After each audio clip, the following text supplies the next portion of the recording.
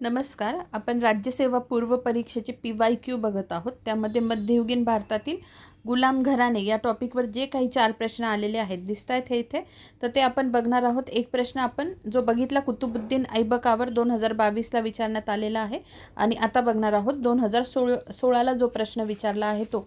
बघा, दोन्ही प्रश्न अतिशय महत्त्वाचे आहेत. का महत्त्वाचे आहेत ते मी तुम्हाला सांगते. कारण ते पुढच्या जो प्रश्न असणार आहे, पुढचा जो प्रश्न त्याच्याशी लिंक आहे. ठीक आहे, बघा आजचा प्रश्न तुम्ही बघा.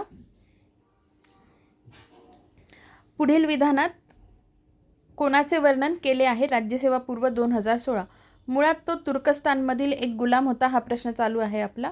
मुळात तो एक तुर्कस्तानमधील गुलाम होता. त्याच्या लहानपणी एका व्यापाऱ्याने त्याला निशापूरला आणले.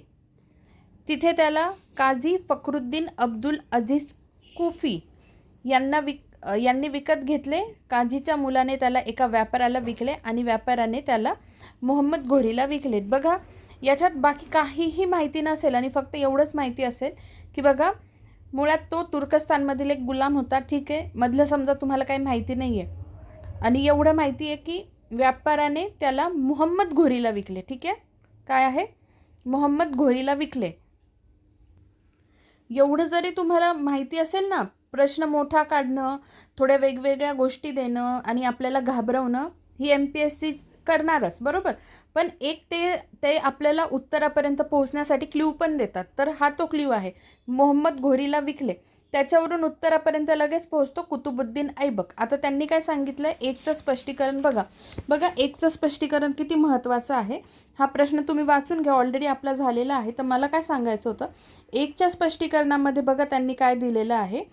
तुर्कांच्या आक्रमणापाठोपाठ 13व्या शतकाच्या सुरुवातीस दिल्ली सुलतानशाहीचे साम्राज्य अस्तित्वात आले. बघा, हा पॉईंट दाखवायचा आहे मला.